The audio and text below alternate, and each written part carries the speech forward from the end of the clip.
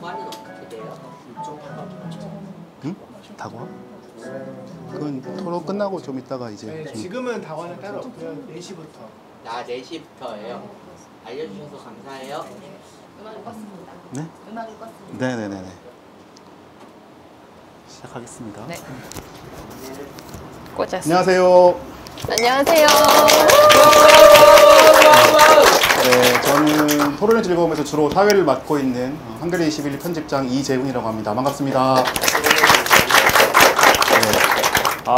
날씨가 이렇게 너무 더운 날인데도 불구하고 이렇게 먼 길을 찾아주셔서 너무 감사드리고요. 저희가 오늘 행사를 좀 길게 준비를 했는데 공식적인 행사도 있고 또 이제 조금 더 프리한 행사도 있어서 이렇게 찾아오신 분들하고 오랫동안 많은 시간을 가지면서 많은 대화를 나누고 싶다는 말씀을 먼저 드리고 싶고요. 간략하게 저희 그 최소한의 시민 출간 파티 이 식순을 소개해 드리면, 식순이라니까 너무 딱딱하긴 하네요, 그죠? 그 2시 10분 지금 시작하는 공개 토론에서는 이 최소한의 시민이라고 하는 책을 저희가 어떻게 펴냈고 또 펴내는 과정에서 어떤 일들이 있었고, 이 책이 결국은 이제 저희가 100번 정도, 그러니까 정확하게는 98번인데요. 98번 했던 그 토론의 결과물로 나온 책들이잖아요. 그래서 이 책을 만드는 과정과 또 만든 이후의 상황들에서는 어떤 생각들의 변화들이 있었고, 또 토론을 하면서 이게 이런 2024년의 토론이라니 라고 하는 많은 의문들도 가지고 계신 분들이 계실 것 같아서 그런 이야기들에 대해서 자유롭게 좀 토론을 이야기를 해보고자 합니다. 책에 대해서 한 2시간 정도 이야기를 하고요. 그 뒤에부터는 프리토크로 여러분들이 여쭙고 싶은 것들도 저희한테 여쭤보실 수 있고, 또 각자가 이 자리에서 공론의 장이라고 생각하시고 하시고 싶은 말씀을 하셔도 좋고요. 그래서 이제 자연스럽게 또 뭐 이런 맥주도 한잔하고 또 닭강정을 사왔습니다. 그래서 닭강정도 먹고 그러면서 같이 이야기를 나눌 수 있을 것 같고요. 그리고 6시 이후부터는 뭐 이 공간에서 주로 저희가 디프리를 같이 좀 해볼까 합니다. 그래서 디프리 이후부터는 또 따로 제가 공지를 드려가지고 참가자들에게 아주 조금의 소정의 참가비를 받는 그런 방식으로 좀 진행을 할 예정입니다. 공개 토론 때도 뭐 이렇게 자리를 이동하시고 음료수를 가져오시고 이런 것들은 전혀 상관없고요. 그러니까 맥주를 드시고 싶은 분, 또 음료수를 드시고 싶은 분 마음껏 움직이시면서 가져와서 드시면 되고요. 앞서 이 강남규님께서 공지하셨다시피 음료수랑 과자 이런 것들은 다 무료로 드시면 되고요. 다만 이제 그 맥주에는 그 토주를 지금 토론의 즐거움 저희 넵콘에 유료 회원님들도 계시잖아요. 그분들은 이제 원 프리 드링크를 하고 나머지 분들은 2,000원씩 저기에 적혀 있는 계좌로 송금을 해주시면 됩니다. 그리고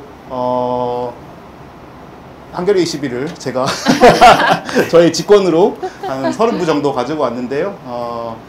매주 만드는 잡지인데 부끄럽지만 한번 살펴봐 주시고 혹시라도 그 구독 신청을 하시려면 저기 안에 신청서가 있으니까 보셔주시면 되겠습니다. 네, 오늘 저희 토론은 먼저 제가 이제는 좀 앉아서 할게요. 네. 너무 이제 스타일 진행. 재미없나요? 너무 파티인데. 네, 제가 이겼습니다. 의정보고처럼 지금 생각했어요. 의정보고예요? 네. 네. 진지 그 자체. 진지 그 자체는 좀 풀고요. 네, 제가 생겨먹은 걸 이렇게 생겨먹으면 어떻게 할 수가 없습니다.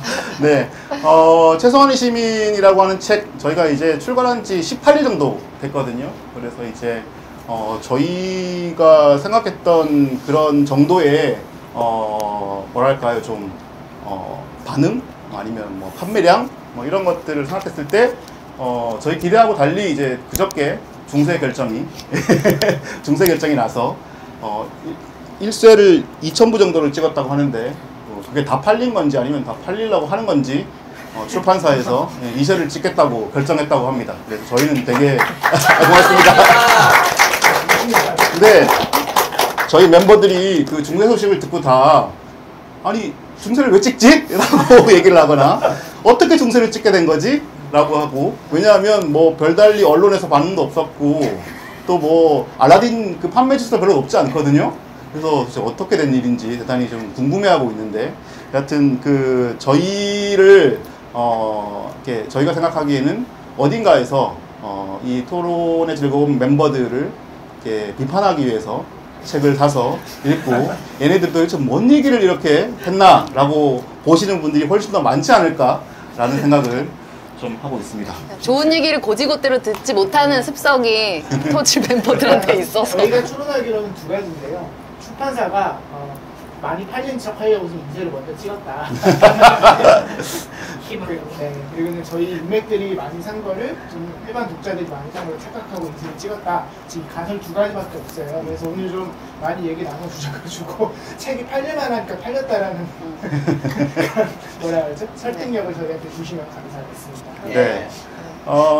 조금 다 아시긴 하겠지만 소개를, 그래도 네, 네. 네, 뭔가 환영 인사 이렇게 그래도 좀 하시면 제가 좋지 지금 않을까. 하려고 했는데 아, 늦었습니다. 네, 아닙니다. 그 여기 뭐 저희 유튜브나 뭐 이런 거를 보신 분도 계시겠지만 또 처음 오신 분도 계시고 할 거니까 맨 오른쪽에 계신 분부터 제가 한 분씩 소개를 드리겠습니다. 네. 정주식님입니다. 안녕하세요. 끝? 본인 소개를 좀 해주시죠. 정주식이라고 합니다. 네. 네. 장혜은님이십니다. 네, 반갑습니다. 장혜영입니다. 네. 그 공간 관련돼서 이미 이제 보셨고 소개해 주셔서 아시겠지만 이제 저희 지역 사무실로 쓰던 건물이고 여전히 간판에 장혜영 이제 국회의원 지역 사무소라고 달려 있기는 한데 이제 때라고 민원 들어오기 전까지는 그냥 모른 척 붙여놓을 생각이니까 그렇게 알아주시면 좋겠고요. 그리고 뒤쪽에 있는 화장실은 편하게 쓰시면 되는 거 다들 알고 계실 거고요. 이렇게 만나 뵙게 돼서 너무 반갑습니다. 그 망원전 얘기도 아, 그건 끝날 나중에? 때? 네. 박권일님이십니다. 안녕하세요. 네, 박건희입니다. 네. 왜 드리래요? 네, 강남근님이십니다. 네, 안녕하세요. 강남기라고 합니다. 네, 은유 선생님이십니다. 어디 갔어? 혜림님 어디 가셨어? 신혜림 PD 뒤에 계십니다. 네, 신혜림 PD님은 오늘 이렇게 공개 토론 자리만 좀 촬영을 해서 유튜브에 올리기 위해서 뒤에 좀 빠져 계시고요. 나중에 이제 그 프리토크를 할 때는 일로 모셔가지고 여러분들 질문도 받고 앞에 자리 있어요. 답을 받도록 하는 그런 자리를 갖도록 하겠습니다. 네, 늦게 오셔가지고 이렇게 저희 바로 앞에서 자리. 반갑습니다. 직관. 네, 오늘 공개 토론은 좀 편하게 진행을 하려고 하는데요. 먼저 저희가 이제 이 최소한의 시민이라고 하는 책을 저희가 작년 말부터 준비를 했나요? 그렇죠. 네. 그 어떻게 준비를 하게 됐고 그 과정에서 이제 어떤 취지에서 이 책들이 만들어졌는지에 대해서 주로 이제 주무를 강남근님이 맡으셨어요. 그래서 남근님께서 간략하게 먼저 소개를 좀 해주시겠습니다. 책 저희 디플로 출판사에서 냈는데요. 여기 이제 편집자님 이영준 편집자라는 분이세요. 일단은 그분이 저를 되게 좋아하시고요. 제가 이제 전에 냈던 책 제목이 지금은 없는 시민이라고 해서 시민이 민주주의를 어떻게 교류하고 민주주의 사회에서 시민이 어떤 역할을 해야 되는가 좀 이런 내용들을 많이 채워놓은 책인데 이걸 읽으시고 무척 좀 좋으셨나봐요.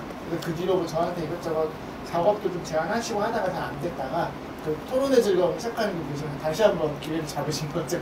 그분이 이제 편집자, 원래 마케터로 들어가셨다가 편집자로 좀 역할을 바꾸신 지 몇 달 되지 않으셨는데 첫 번째 국내 저서래요. 원래 이제 해외 그 외국인 외서 번역 좀 주로 하시다가 처음으로 국내 저서를 했는데 항상 원래 갖고 계시던 직업도 그 국회의원 보좌직에서 일을 하셨고 좀 민주주의를 위해서는 시민됨이 필요하다. 좀 시민의 어떤 토론할 수 맨 있는 앞에 자리 내용들이 중요하다. 있습니다. 그런 문제의식을 계속 갖고 계셔가지고 저희 토론의 즐거운 활동이 그 문제의식과 참 맞는다라고 생각하셨던 것 같아요. 그래서 저희한테 책을 함께 써보자라고 제안을 하게 되셨죠. 압박적.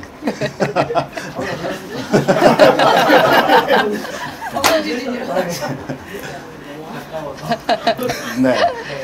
그런 작업을 거쳐가지고 저희가 이제 16개 정도의 주제를 토론을 했던 주제를 추리고 그 추린 주제를 가지고 이제 각자가 본인이 좀 이렇게 더 쓰고 싶어하는 주제를 각자가 좀 이렇게 골랐고요. 그래서 원래는 3개씩 이렇게 다 쓰게 돼 있었는데 뭐 혜영님이랑 혜림님은 이제 업무가 너무 바쁘시고 해서 조금 2개씩만 쓰시고 나머지 분들이 3개씩 써서 16개의 주제를 가지고 글을 쓰게 됐습니다. 그리고 이제 그 저희가 이게 최소한의 시민이라고 하는 거는 책이지만 책이 나오기 전 결과물을 만들기 전에 98번의 토론을 해왔잖아요. 그 토론을 벌써 2022년 3월쯤에 이 토론의 즐거운 모임을 만들어서 저희가 이제 2년 넘게 지금 매주 토요일 오전에 주로 이 자리이고요. 예전 처음에 시작할 때는 강남 쪽에서 시작했어요. 이렇게 이것저것 이렇게 막 떠돌아다니다가 이제 여기에 정착을 해서 매주 토론을 하고 있는데요. 혜영님께서 저희 토론의 즐거움을 어떻게 시작하게 됐고 우리가 이제 그 전반적으로 이 토론의 즐거움을 어떻게 해왔는지에 대해서 네. 좀 소개를 좀 해주시죠.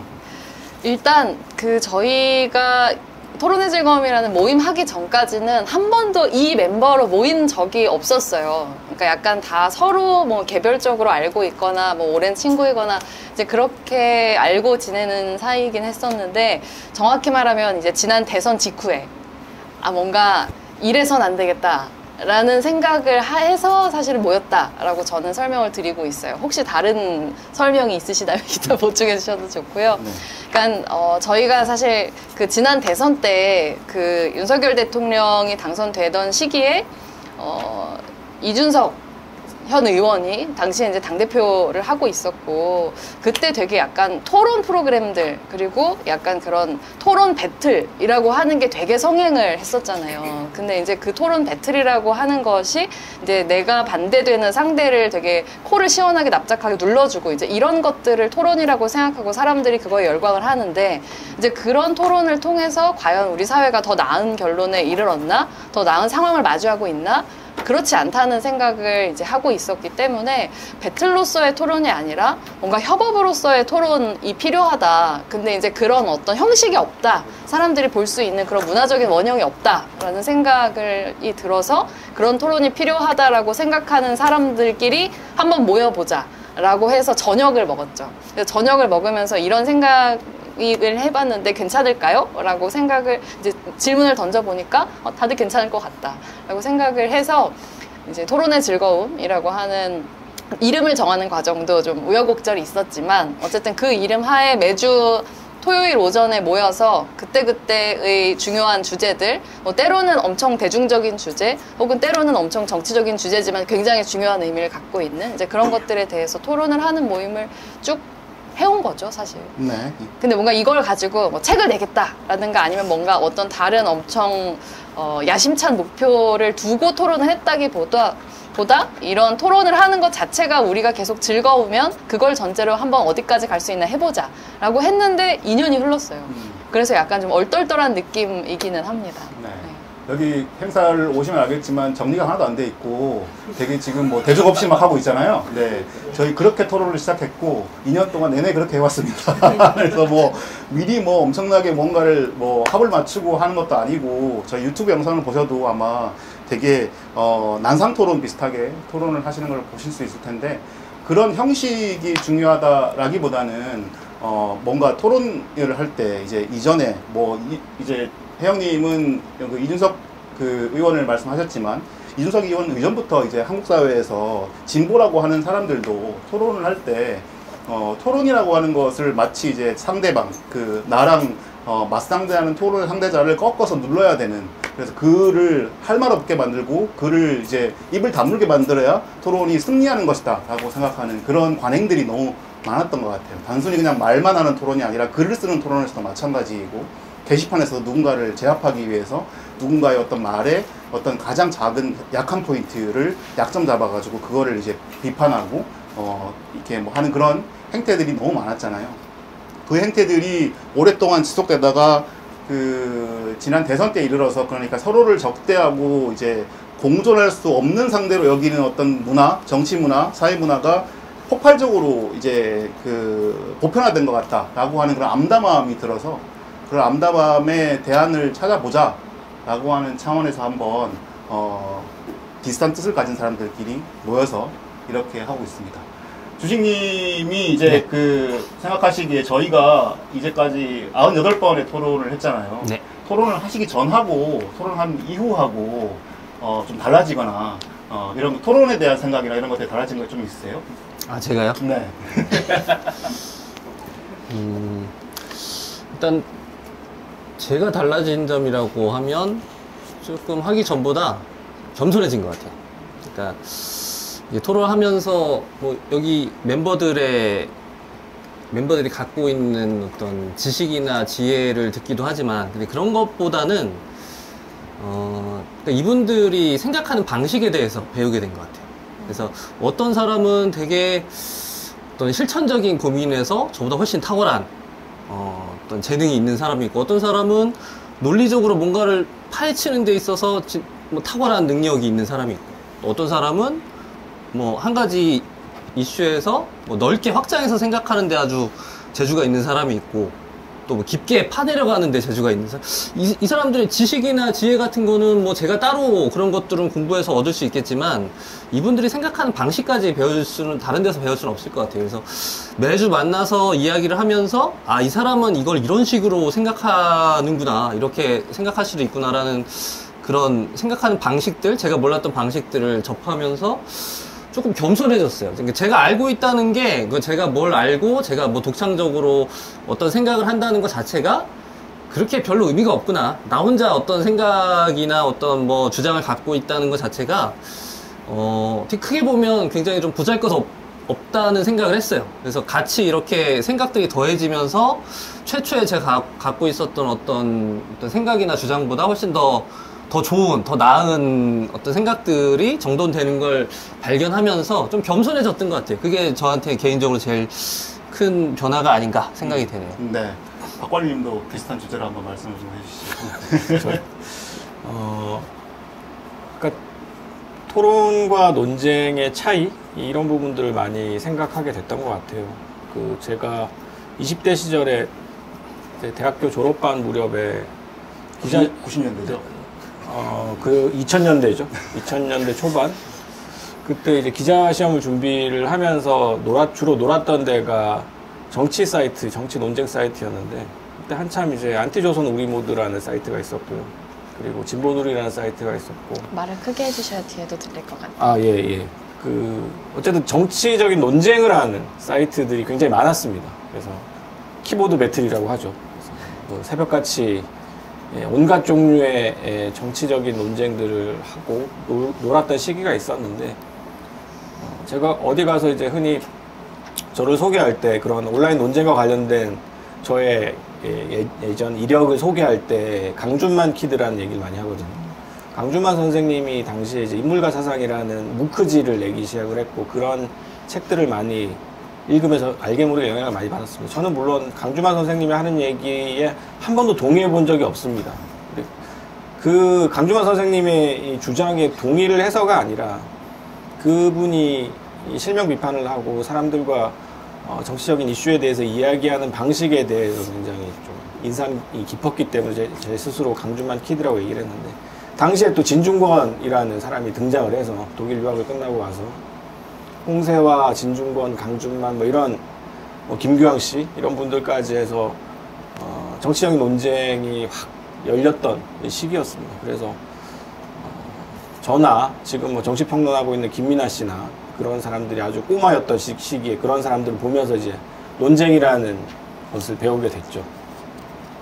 근데 그 논쟁이라는 것이 사실은 굉장히 소모적인 일이고 내 주장을 이미 답을 정해놓고 상대방을 설득하거나 아니면은 찌바른다고 하죠. 찌바르기 위해서 온갖 종류의 이제 논리적인 고개를 펼치는 방식이었단 말이에요. 그러니까 저는 그런 방식의 논쟁에 굉장히 익숙한 사람이고 그리고 상대방을 논리로 어떻게든 거꾸로 뜨리는 방식의 논쟁을 오랫동안 해오면서 그런 이제 문화에 익숙해 있었는데 어느 순간부터 좀 되게 회의감이 들었습니다. 이런 방식으로 상대방이 설득되는 경우가 거의 없을 뿐더러 어떤 면에서는 우리가 공론이라고 얘기하는 그런 정말로 답을 같이 만들어 나가야 되는 문제에 있어서 답을 만들기는커녕 서로 간의 갈등만 더 커진다는 생각을 많이 하게 됐어요. 그래서 그때부터 좀 고민들을 많이 하게 됐습니다. 강진 논쟁이라고 강준만 진중권 논쟁이라는 게 있었는데 그런 논쟁들을 보면서 이제 더 그런 생각을 하게 됐던 것 같아요. 아, 저렇게 많이 배운 지식인들도 논쟁을 하니까 정말 유치해지는구나.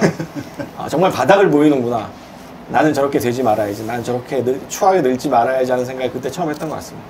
물론 제가 뭐 강준만 선생님 지금도 존경하고 있지만 어쨌든 저는 논쟁이라는 것에 대해서 좀 한 30대 때부터는 굉장히 많이 회의적으로 돌아섰던 것 같아요. 그래서 논객이라고 어떤 기자분이 저한테 칭했던 적이 있었는데 저는 제가 논객이라고 절대 생각하지 않고 그렇게 부르지 말아달라고 늘 얘기하는 편입니다.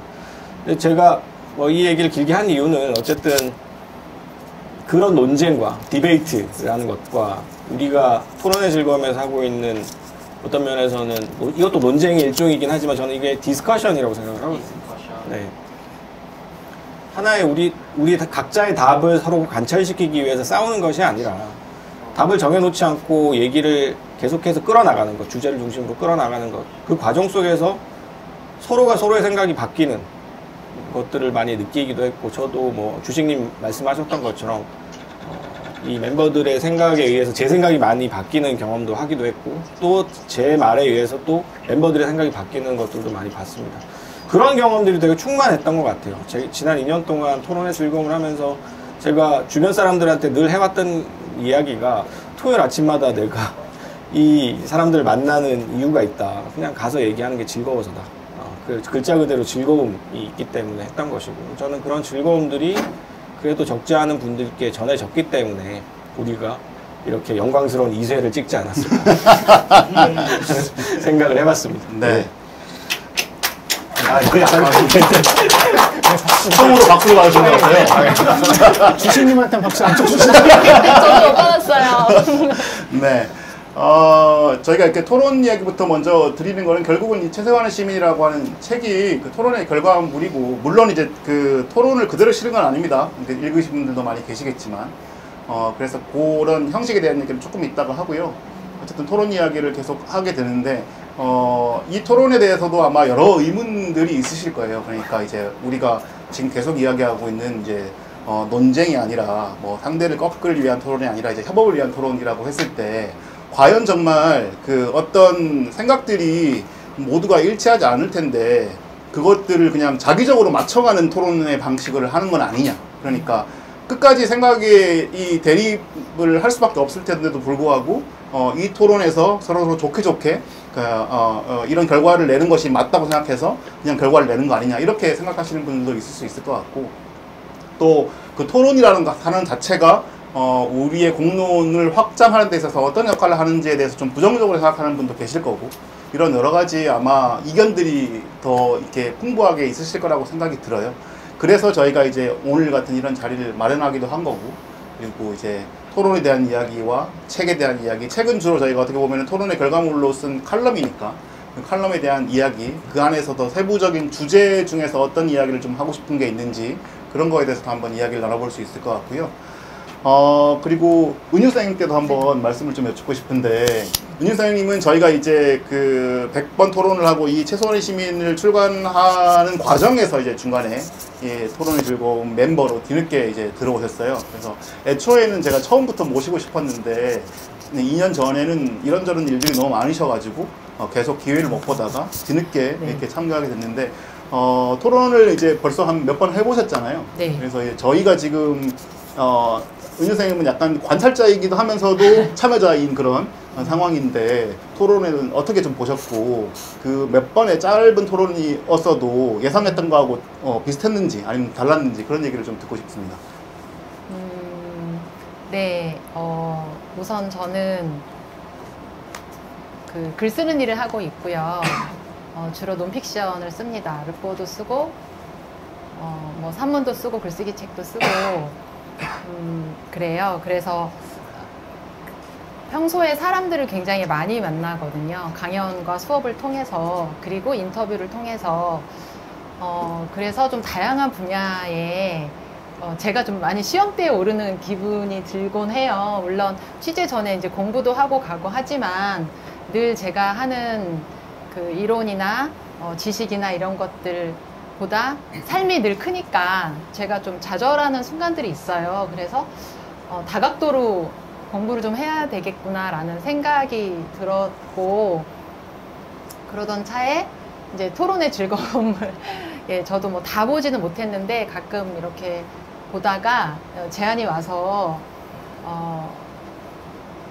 좀 제안이 왔을 때 사실 내가 거기서 무슨 말을 할 수 있을까 약간 이런 생각이 좀 들었어요. 왜냐하면 제가 생각하는 되게 논리적이고 말 잘하는 동료들 이기 때문에 나 거기 가서 너무 너무 좀 뭐라 그래야 되지?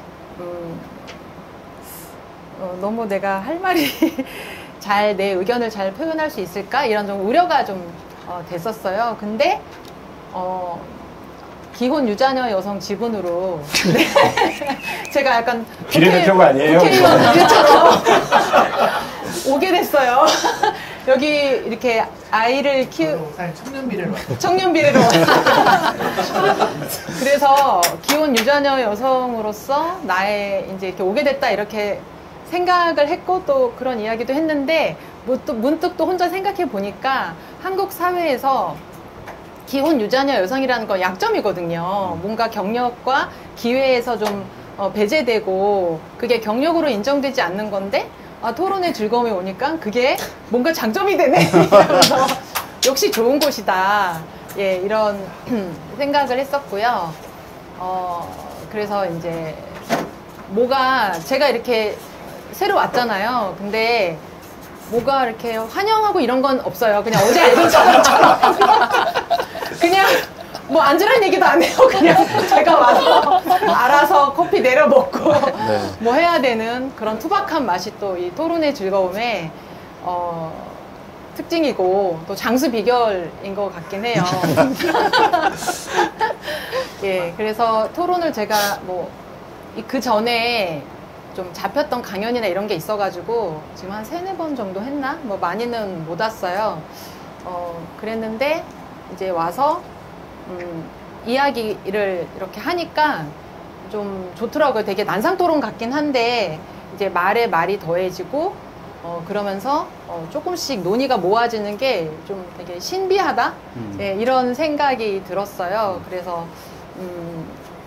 제가 이제 뭐 글쓰기 같은 거 얘기할 때도 우리가 생각이 다 정리돼 있어서 글을 쓰는 게 아니라 글을 쓰려는 그 과정, 안간힘, 예, 글의 완결성을 갖추려는 그 노력 속에서 생각들이 이렇게 정리가 되는 게 있거든요.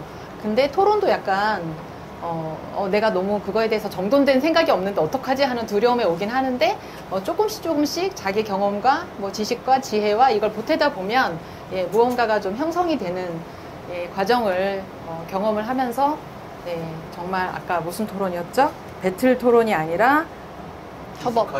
예. 협업 토론. 협업 토론 너무 간변 용어 같긴 한데. 네, 협업 토론. 다니셨으니까. 예. 그래서 협업 토론이 좀 무엇인지를 배울 수 있는 기회였습니다. 네. 토론이라고 하는 것, 단어 자체가 좀 딱딱하죠. 그래서 이제 많은 분들이 이제 주로 논쟁이라고 하는 단어들이 더 익숙할 것 같고, 또 이제 뭐 키보드 워리어 이런 것들이 불리게 되면서 뭐 사실상 이제 키보드 글로 주로 싸우고 하는 그런 과정들, SNS가 등장하면서 더욱더 그런 것들이 심해지고, 어떤 서로의 어떤 그 의견들을 이렇게 터놓고 대화하는 그런 그 오프라인에서 대화하는 게 아니라 주로 온라인에서 글을 보고 이렇게 서로 생각을 유추하는 그런 환경이 된 것 같아요. 그래서 저희가 물론 이제 코로나 있고 막 이럴 때 줌을 통해서 토론을 한 적도 몇 번은 있었는데 거의 대부분은 그냥 모여서 얼굴을 보면서 토론을 했거든요. 근데 그게 되게 중요한 거는 사람의 어떤 그런 말하라고 하는 바의 의지는 단순히 이 말의 내용만이 아니라 이제 표정이나 몸짓 이런 것을 담기고 그런 것들을 어떻게 읽어내느냐가 대단히 중요하고 그런 것들을 통해서 서로의 대화라는 것이 말만으로 이루어지는 것이 아니라 서로가 어떤 것을 나에게 메시지를 이렇게 보내려고 하는 건지를 직접적으로 이렇게 오프라인 공간에서 서로 느끼는 것들이 있는 것 같아요. 그래서 저희가 오늘 이 자리를 만들고도 되게 기쁜 거는 뭐냐면 여러분들도 그런 에너지를 가지고 계시고 저희들한테 보내주려고 하시는 그 메시지가 있으니까 이 자리에 오시는 거잖아요. 그래서 그 메시지들을 많이 좀 발산해 주시고 소통을 할 수 있는, 대화를 할 수 있는 그런 자리가 됐으면 좋겠습니다. 그리고 오늘 이제 본격적으로 책 이야기도 좀 해보려고 하는데요. 말씀드렸다시피 저희 책은 98번의 토론을 바탕으로 해서 그 중에서 16개의 주제를 출연해서 글을 쓴 칼럼집이고요. 그 16개의 주제들도 세부적으로 좀 이따 얘기를 하겠지만 먼저 이 책, 그러니까 독자들 혹시 책을 오늘 그 대부분 읽고 오셨나요? 아니면 안 읽고 오신 분도 계시겠죠? 예. 대부분 안 하셨나요? 애초에.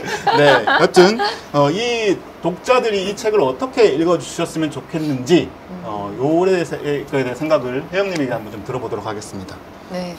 아, 근데 진짜 조금 궁금해서 그런데 실례가 안 되면 책 읽고 있다 하시는 분. 절반 이상 정도 되시는 것 같아요. 그럼 읽을 예정이다. 나머지 절반. 네.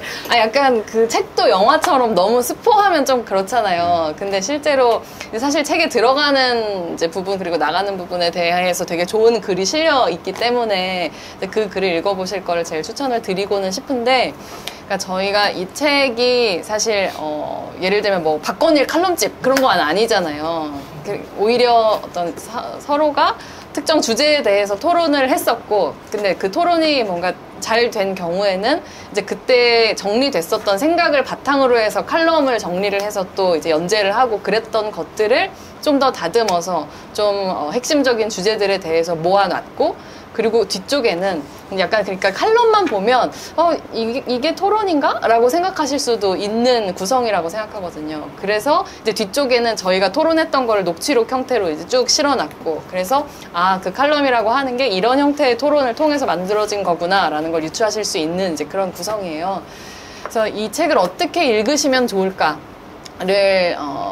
뭔가 권해드리자면, 만든 사람의 입장에서는 일단 이 토론에 같이 참여하는 사람이라는 기분으로 읽어주시면 좋겠다는 생각은 있어요. 사실은 이 자리에 앉아 계시는 여러분도 여러분 친구분들 내지는 가족분들 하고 밥상머리, 술상머리 앉으면은 어디서 지는 분들은 아닐 것 같은 느낌으로 앉아 계시거든요. 근데 약간 예를 들면 뭐 집게손가락 논란이다. 또 이제 최근에 르노코리아 막 이런 거 있었잖아요. 그럼 이제 술자리에서 누가 그 주제를 딱 던졌을 때 사실 내가 가지고 있는 할 얘기, 내 관점 이런 게 있기는 한데 그걸 어떻게 얘기하면 좋지? 라고 생각하시는 바로 그 마음으로 읽어주시면 좋을 것 같아요. 그랬을 때 이제 그 견해를 보고 엄청 공감하실 수도 있고 아니면 엄청 반박하고 싶으실 수도 있는데, 그런 마음이 드셨을 때 저는 그 책을 뭔가 주변 읽을 것 같은 주변 사람들한테 주든지 아니면 사서 보라고 하든지 좀 같이 읽고, 실제로 여러분 주변에서 여러분이 가장 자주 토론하시는 분하고 그 얘기를 해보시면 좋겠다라는 게 제가 드리고 싶은 이 책을 잘 읽는 방법이에요. 그래서 오늘 저희가 이 자리에다가 이 최소한의 시민 사용 설명서라고 하는 이름을 붙였던 것도 이제 결국은 더 나은 토론을 공유하게 될 때, 이렇게 말하면 너무 이성주의자처럼 들릴 수도 있지만 이제 그런 맥락에서라기보다는 이거보다는 더 나은 얘기를 하면서 살 수 있을 것 같은데 이제 그렇지 않잖아요. 그리고 사실 밥상머리에서 정치 대화하는 것이 예의가 아니라고 얘기하는 사람들도 있지만, 그러면 그 대화를 어디서 할 거냐는 거죠. 그런 대화를 적어도 할 수 있는 좋은 계기 같은 게 이 책이 될 수 있으면 좋겠다라는 마음을 저는 많이 가지고 있거든요. 그래서 이 책에 나오는 주제를 처음에는 읽으면서 내 의견을 정리를 해보시는 게 스텝 1이라면, 스텝 2는 이걸 베이스로 해서 이 주제들을 가지고 내 주변에 있는 사람들하고 토론 모임, 뭐 독서 모임 이런 걸 해보시는 것도 재미있을 것 같다. 그리고 만약에 그런 모임을 결성을 하시면 저희 그런 거 만들었는데요, 뭐 게스트로 한번 와주시면 안 되나요? 뭐 이런 연락을 오히려 역으로 주시면 또 저희가 안 갈 수 있겠습니까? 한 사람이라도 보내지 않을까요? 뭐 그런 방식으로 활용해 주시면 좋겠다. 파견을 보내시는 건가요? 뭐 의논된 건 아닌데요, 뭐 던져보는 거죠. 이제 그런 방식으로 토론이, 좋은 토론이 자꾸자꾸 많아지면 좋겠다라고 하는 그 마음을 잘 읽어주시면 좋겠습니다. 네. 네. 박수를 대답하셨습니다. 그러게요. 원 박수. 네, 그러니까 말씀드린 대로 저희가 이제 이 토론의 즐거운 모임을 모이게 된 것도 결국은 저희 6명만의, 이제는 7명이 됐죠.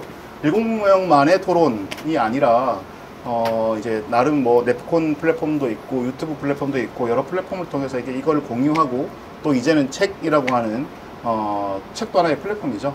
책 플랫폼을 통해서 또 칼럼을 공유하고 하는 거는 저희가 시작하긴 했지만 이 담론과 주제들에 대해서 좀 많은 이야기들이 이루어졌으면 좋겠다라고 하는 생각이 좀 있었던 거고요. 단순히 그냥 읽기 모임이라고 하고 이제 그 책을 공부하는 모임이라고 하면 그 책을 읽고 거기에 들어있는 생각들을 학습하는 다는 생각이 많이 드는데 저희는 학습을 원하지는 않고 그 주제 안에서 들어있는 생각들을 좀 비판적으로 봐도 되고 또 이런 것들을 활용해서 또 확장된 이야기를 하셔도 되고 그래서 이거를 좀 최소한의 시민을 조금 도구적으로 쓰셨으면 좋겠다라는 생각이 좀 많이 듭니다. 그래서 여러분들도 더 많은 생각들과 더 어떤 활발한 어떤 토론의 가능성들을 가지고 계실 테니까 여러분 주변에 계신 분들하고 이 책을 활용해서 많은 이야기들을 해줄 수 있으면 좀 더 공론의 장이 우리가 맨날 이야기하는 뭐 이재명이 어떻고 이준석이 어떻고 윤석열이 어떻고 이러고 하는 사람을 중심으로 얘기하면서 정치인이라고 하는 사람의 어떤 그런 험담과 뭐 아니면은 거기에 대한 지지와 팬덤성의 어떤 영향과 이런 것들이 아니라 담론의 주제를 두고 이걸 위해서 우리 사회는 무엇을 해야 될 것인가를 고민하는 그런 것이 진정한 정치이고 그 정치가 또 활발해져야지만 사회가 좀 바뀌지 않을까라는 생각들을 하고 있는 거거든요. 그래서 그런 이야기들을 좀 여러분들에게 좀 드리고 싶고요.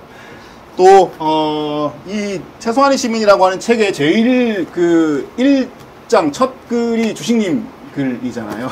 네. 그래서 이 나름 지난번에 저희가 편집자랑 한번 얘기를 해보니까 나름 이 책의 이 사적 복수라고 하는 이 문동은 이야기를 맨 앞에 배치한 이유도 있더라고요. 그리고 이제 주식님도 원체 글을 잘 쓰시기도 하고 그래서 원체 1번 타자가 제일 글쟁이가 글 실력이 있는 분이 써야 되니까 예, 사적 복수에 대해서 글을 쓰셨는데 일단 주식님께서 이 사적 복수라고 하는 이 담론 이 책을 토론을 하시면서 이 글을 쓰시면서 어떤 생각이 좀 드셨고 그리고 이제 어떤 이야기를 하고 싶어서 이 글을 맨 먼저 이렇게 쓰셨는지 그 이야기를 좀 해주시면 좋을 것 같습니다. 네, 저는 책 나오고서 다시 읽어봤는데 제 글이 맨 앞에 있는데 안 읽어지더라고요.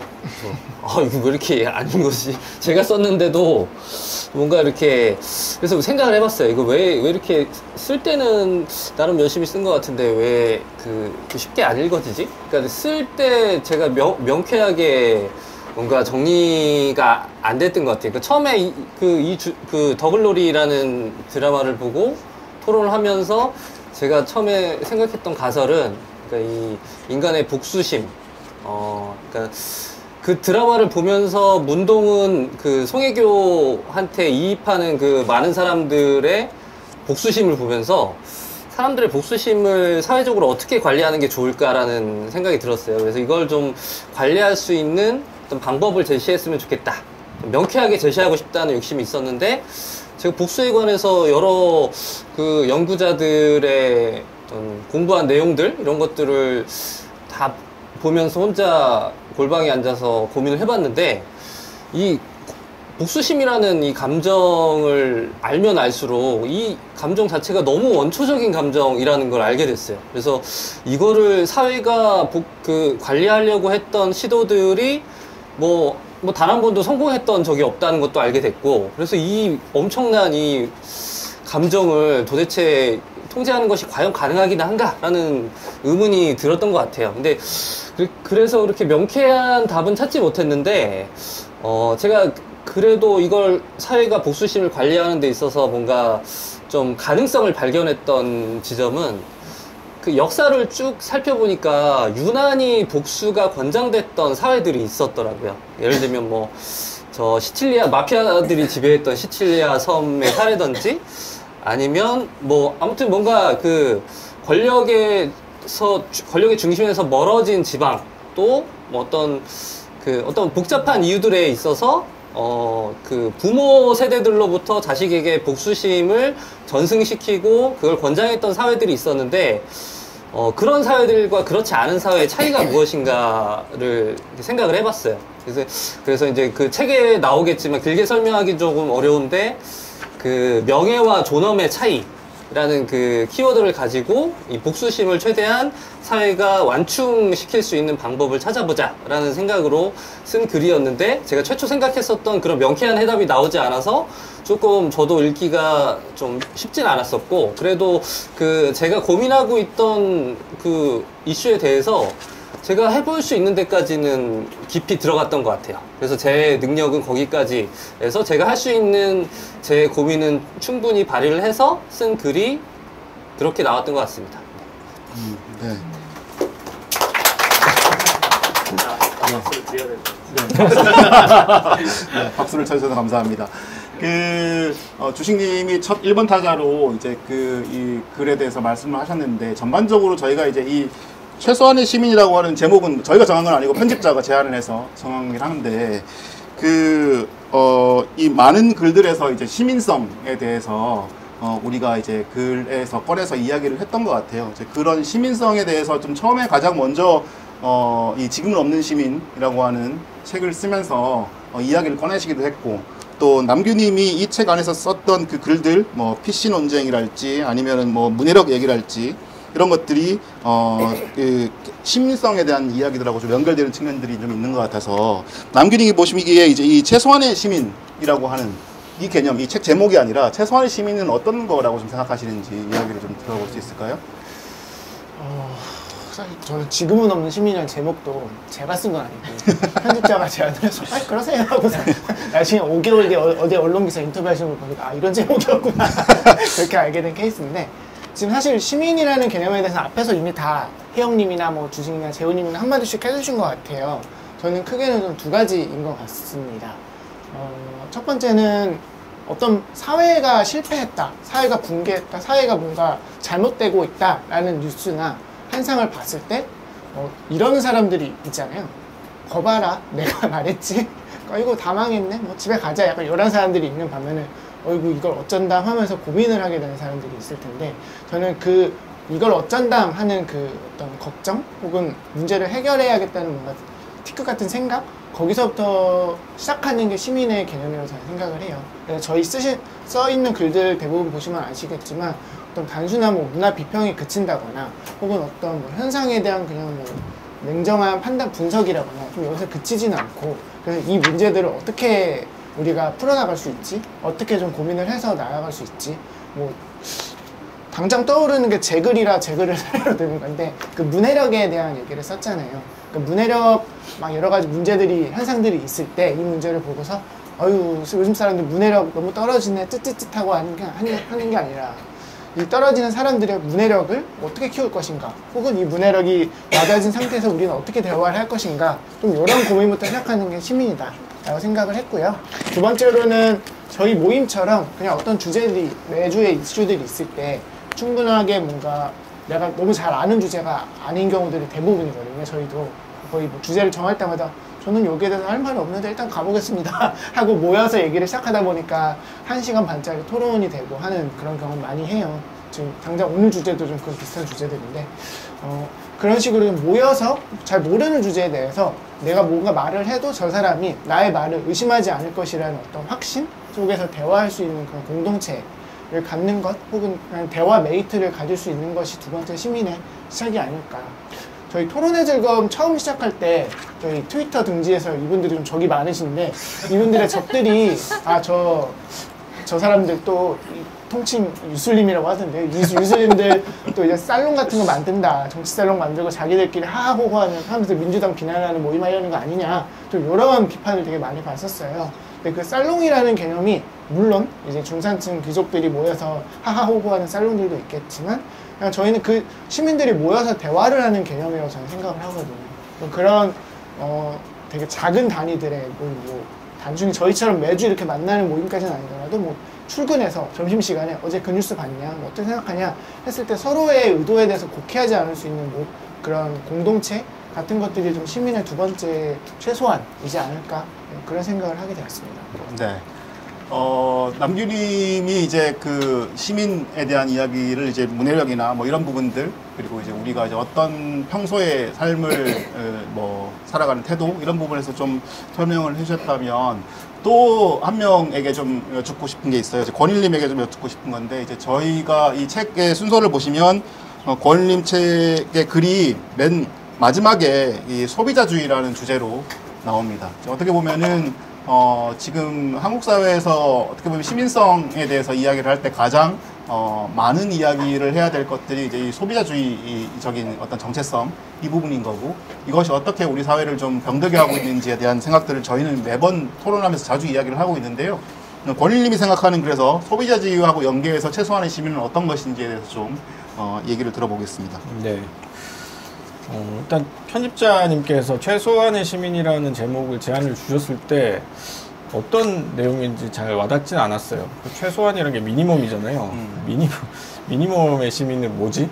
이라는 생각이 들고 어떤 교집합을 얘기하는 건가 하는 생각도 들고 근데 딱 지금도 이 최소한의 시민이라는 게 정확히 무슨 뜻인지 잘 모르겠거든요. 네, 요즘 유행하는 제목이라서 이게 요즘 좀 힙한 제목인가 하는 생각도 들어서 힙해요. 찾아보기도 했는데 최소한 어디에 나와요? 요즘 최소한이라는 제목 되게 많아요. 최소한의 역사, 예, 제가 최소한의 도서관에서 경제. 봤는데 진짜 허지웅 씨 많아요. 에세이 제목 중에서 최소한의 뭐가 있더라고요. 정말 많아요. 아무튼 그 최소한이라는 말이 어떤 의미로 해석될지는 모르겠지만 제가 생각하는 시민의 문제라는 것은 이제 방금 재훈님이 말씀하셨던 소비자에 대한 문제, 특히 이제 최근 들어서 우리 사회가 예전에는 국민의 시대였거든요. 국민으로 호명을 당하고 산업 역군으로 호명을 당하다가 어느 순간부터 그 국민이 소비자로 바뀌고 또 소비자는 다시 피해자로 바뀌고 그러니까 우리가 서로를 생각할 때 혹은 어떤 사회 문제를 생각할 때 늘 소비자 아니면 피해자로 자기 자신을 부르기 시작한 게 얼마 되지 않았던 것 같습니다. 그래서 그것이 제가 봤을 때는 IMF 직후 그때부터 소위 말하는 신자유주의 시대 그 시대부터 그런 부분들이 강해져 왔던 것 같은데 그러니까 시민이라고 하면 되게 막연하잖아요. 우리 책의 이 약점도 그거라고 생각하는데 주제가 막연하다 보니까 홍보 포인트가 없어요, 이 책이. 네, 뭔가 주제가 뭔가 그 기자식으로 얘기하면 야마가 없다. 그래서 홍보할 포인트도 되게 애매한 거예요. 무슨 공론 이렇게 얘기를 하는데 되게 사실 막연하잖아요, 그런 얘기가. 근데 어쨌든 시민이라는 개념 자체가 좀 막연하죠. 그 막연한 이야기들을 모여서 얘기를 하다 보니까 사실은 이 출판사에서도 어쩔 수 없이 최소한의 시민이라고 붙일 수밖에 없지 않았나 생각도 드는데 어쨌든 그럼에도 불구하고 제가 가지고 있는 문제의식은 마지막에 쓴 소비자주의에 대한 글도 그렇고 오랫동안 제가 얘기해왔던 것이 사람들이 일종의 거대 담론의 시대가 끝나고 나서 우리가 합의할 수 있는 어떤 가치가 사라지고 나니까 유일하게 남은 가치가 소비자로서의 자기 혹은 피해자로서의 자기. 그러니까 내가 피해를 당했다는 걸 호소할 때 다른 사람들이 동의를 주고 내가 소비자로서 내가 이 물건을 샀을 때 내가 이만큼 샀으니까 이만큼의 권리가 생긴다라는 식의 인식. 그 정도만이 우리끼리 합의할 수 있는 유일한 정당성의 원천이 돼버린 시대에 살고 있다는 거죠. 그럼에도 불구하고 우리가 그것을 넘어서는 어떤 정치를 꿈꿔야 한다면 사실은 우리가 얘기할 수 있는 건 시민 정도인 게 아닌가. 물론 저는 개인적으로는 시민보다는 꼼라드라는 말 더 좋아합니다. 동무, 박권일 동무, 동지 이런 말이 저는 훨씬 더 선호하는 말이긴 합니다. 그런 말들이 약간 좀 싫어하는 분들이 있기 때문에 시민이라는 말로 타협을 한 것이긴 합니다만 어쨌든 그런 피해자와 소비자라는 정체성을 벗어나서 혹은 경영자, 자기 경영이라는 말도 많이 하잖아요. 자기 개발을 하는 주체, 내가 경영자로서 내 스스로를 관리하고 살도 빼고 다이어트도 하고 외모도 관리하고 아침부터 밤까지 시간표를 짜가지고 나를 어떻게든 착취하려고 하는 그런 방식. 그런 삶에서 벗어나는 것이 저는 해방이라고 생각을 하는데 그 해방을 위한 정치를 할 수 있는 주체는 뭐냐. 소비자도 될 수 없고 피해자도 될 수 없고 경영자도 될 수 없다고 생각해요. 저는 그것은 결국 시민이 아닌가. 우리 스스로가 시민으로서 공적인 주체로서 공적인 문제에 대해서 같이 토론하고 같이 머리를 맞대고 서로 교감을 할 수 있어야 된다. 그런 면에서 저는 우리에게 가장 필요한 것이 결국 시민으로서의 태도다. 제가 최근에 토질에서 늘 하는 몇 가지 약간 클리셰 같은 말이 있는데 이제 내가 얘기하면 다들 막 학을 떼는 말이 있거든요. 제일 중요한 게 논리가 아니라 기세다. 중요한 건 태도다. 뭐 이런 얘기를 매일같이 하는데 사실 저는 나이 들수록 그런 생각이 많이 들어요. 논리나 이성은 글로 배울 수 있지만 태도, 기세 이것은 몸으로 익혀야 되는 것이죠. 참고로 부산 출신이어서 롯데자이언츠 팬이었습니다. 네.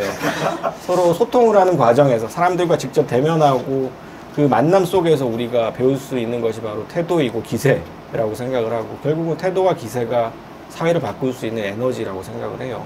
논리나 이성, 저 사실 논리나 이성 되게 좋아하는 사람인데 T 100%인 사람이거든요. 근데 박원순 시장의 자살 그리고 안희정 지사의 성폭력 그 직후에 온갖 논리적이고 이성적인 척 하던 지식인들이 어떤 이야기들을 늘어났는지를 너무나 적나라하게 목격하고 나서부터 더욱더 저는 태도의 중요성을 알게 됐습니다.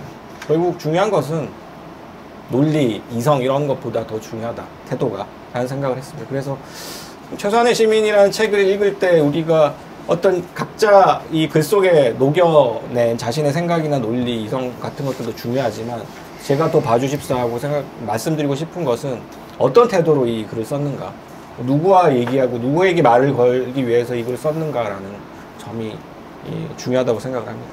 네. 시간이 저희 한 시간 정도 흘렀는데요. 그 마지막으로 은유쌤한테 하나 질문만 더 드리고 잠깐 쉬었다가 또 약간 공개 토론 2부를 또 새로 진행하는 그런 시간을 갖도록 하겠습니다. 은유쌤은 이제 저희가 이제 16개 주제로 글을 썼고 여기에서 이제 은유쌤 여러 이제 주제에 대해서 이런저런 비평적인 생각들도 하셨을 텐데 16개 중에 가장 좀 이 자리에서 꺼내서 이야기를 해보고 싶다고 생각했던 주제는 어떤 거였는지 좀 말씀을 좀 듣고 싶어요. 네. 제가 지금 이 책을 일독을 했거든요. 일독을 할 때는 저는 매우 이제 복종적인 자세를 읽게 돼요. 와, 잘 썼다. 막 이러면서. 그냥 정보, 이 맥락, 이런 상황을 좀 받아들이는 방식으로 읽고, 이제 제독을 할 때 약간 거리두기, 비판적 읽기를 하는데 아직 제독 못했어요. 그래서 되게 감동하면서 그냥 읽었고. 안 됩니다.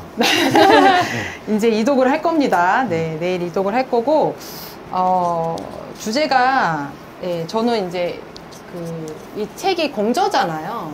근데 지금 공저가 책이 굉장히 많이 나와요. 출판계에. 많이 나오는 이유는 출판사도 이제 책을 파는 장사하는 곳이기 때문에 책을 빨리 만들어야 되는데 공저가 책 내기가 좋은 거예요. 한 사람한테 한 권의 분량의 원고지 800매 받으려면 1년 이상 기다려야 되는데 공저는 여러 명한테 나눠서 딱 취업하면 뭔가 책의 꼴이 나오니까 되게 공저가 남발되는 지금 경향이 있거든요. 근데 읽으면 약간 좀 통일성이 없다 그래야 되나? 그래서 개인적으로 공저 읽었을 때 좀 독서가 좀 자극이 안 되고 별로였다 이런 생각을 할 때가 많았는데 이 책은 아니었고 저는 공저였기 때문에 되게 비신한 책이다. 이런 생각이 들었어요. 그래서 각자가 어떤 오래 숙고한 사안에 대해서 썼는데 또 되게 시의적이야. 최근에 우리 한국 사회에 되게 중요한 문제를 다뤄서 좋고 특히 이제 공교육 현장이나 이런데 제가 학교에 강연을 가면 선생님들이 굉장히 요즘 힘들어 하시거든요. 그래서 아이들이 정말 우리가 좋은 토론을 많이 경험하지 못하면서 이제 성장하잖아요. 그랬을 때 이제 되게 극단적인 생각들을 아이들이 많이 한다. 그래서 무조건 혐오 같은 발언을 일상적인 대화로 하고 그런 아이들에게 어떻게 말해야 될지 모르겠다. 이제 이랬을 때 이 책을 읽으면서 선생님들이 좀 아이들과 대화의 물꼬를 터보면 되게 좋겠다는 생각이 많이 들었어요. 그래서 여기서 좀 얘기해보고 싶은 거는 오늘 사회 보시느라고 얘기 못하신 재훈님이 쓴 꼰대론을 좀 같이 얘기해보면 좋을 것 같아요. 끊임없이 누르는 자, 치받는 자 이게 있는데 이게 제 관심사이기도 하거든요.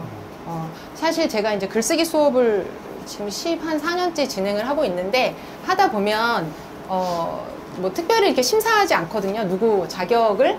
그러다 보니까 이제 되게 불특정 다수가 막 오는데 세대가 연령이 되게 이제 다양해요. 그러면 이제 50대, 60, 아무래도 여성 비율이 30대 여성이 제일 많고 이제 50대, 60대 남성분들도 이제 좀 오시는데 오시면 제가 약간 긴장이 돼요. 끝까지 완주를 하셨으면 좋겠다 이런 생각이 있는데 중간에 가시면 어떡하지? 그랬을 때 우리가 좀 그런 다름을 견뎌야 배움이 일어나잖아요. 근데 그 과도기를 잘 넘기는 게 저는 그 집단의 성숙함이라고 생각해요. 근데 그냥 조금 나한테 좀 내 가치관에 안 맞고 거슬리는 말이 나오면 바로 반론해서 상대방을 무한에 빠뜨려가지고 예 뭔가의 말귀를 확 끊어버리는 예 경우도 있고 또 그 반대의 뭐 경우도 있고 여기 꼰대 역꼰대 나오는데 그래서 이게 제 화두이기도 해요.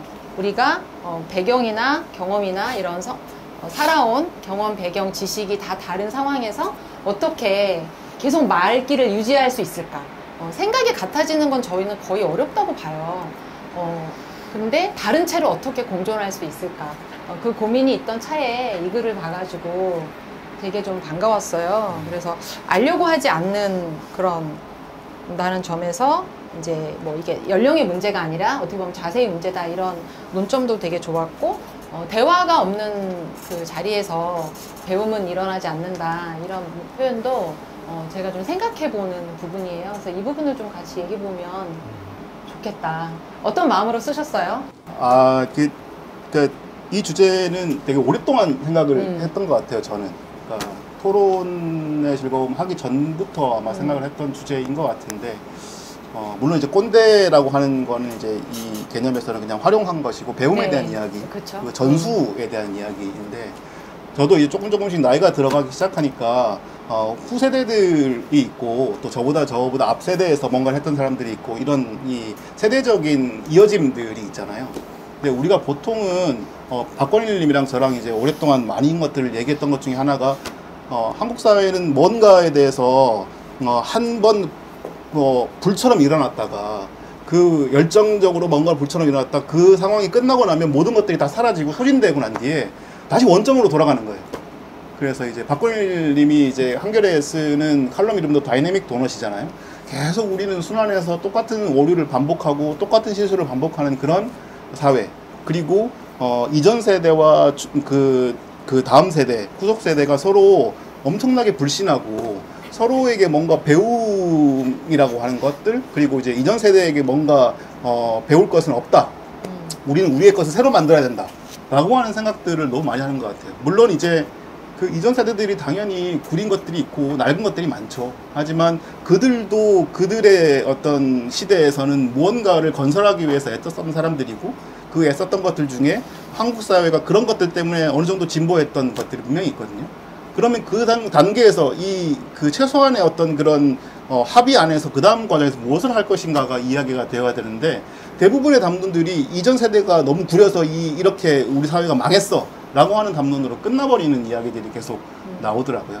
그래서 저도 솔직히 20대 때는 그런 생각들을 많이 했죠. 이전 세대들이 너무 구리고 386 세대들 너무 싫고 맨날 와가지고 막 이 일상에서는 너무 권위적으로 행동을 하면서 전체 그 가치는 되게 옳은 가치를 이야기하고 이런 이야기들을 너무 많이 경험을 했지만 시간이 지나면 지날수록 386 세대 때 가지고 있던 그 시대적 한계임에도 불구하고 그때 당시에 우리가 모았던 건설했던 것들이 또 있었고 또 90년대 X세대들이 살아갔던 그 대학 시절에도 페미니즘이 엄청나게 활발하게 논의가 되면서 그때도 그 시대에 또 건설했던 것들이 있었는데 근데 이제 2015년쯤에 와서 페미니즘 리부트가 됐잖아요. 이제 손희정 선생이 리부트라고 했는데 많은 사람들이 왜 리부트야? 이제 페미니즘 시작인데? 라고 하는 분들이 또 너무 많은 거예요.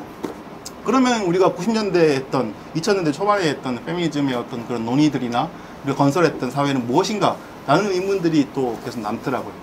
그렇게 하다 보니까 그 시대가 이제 점점 흘러가면 흘러갈수록 이게 전수, 우리가 가지고 있는 건설해 놨던 것들을 어떻게 이제 전수할 것인가, 또 그들은 어떤 마음으로 배우게 할 것인가가 고민이 되기 시작했고, 그런 고민이 점점 커지다 보니까 단순히 그냥 시대적인 어떤 가치를 학습하고 이런 걸 떠나서 배움이라는 것 그 자체에 더 관심을 가지게 됐고요.